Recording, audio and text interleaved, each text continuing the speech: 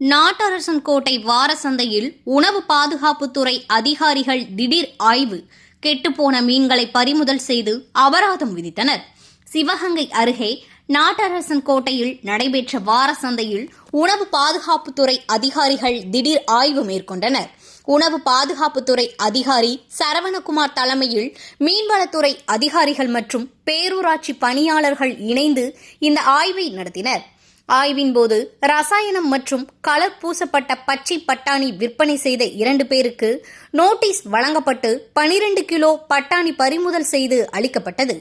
மேலும் மீன் விற்பனை பகுதியில் கெட்டுப்போன மீன்கள் மற்றும் இறால்கள் கண்டறியப்பட்டு 10க்கும் மேற்பட்ட கடைகளிலிருந்து தரமற்ற மீன் பொருட்கள் பறிமுதல் செய்யப்பட்டு பேரூராட்சி குப்பை கிடங்கில் கொட்டப்பட்டு அபராதம் விதிக்கப்பட்டது.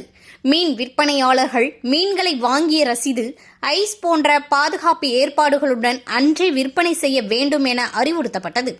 விதிமுறைகளை மீறிய விற்பனையாளர்களுக்கு நோட்டீஸ் வழங்கப்பட்டதுடன் இவ்வகை உணவுகளை உட்கொள்வதால் ஏற்படும் உடல்நல பாதிப்புகள் குறித்தும் அதிகாரிகள் எச்சரிக்கை விடுத்தனர்.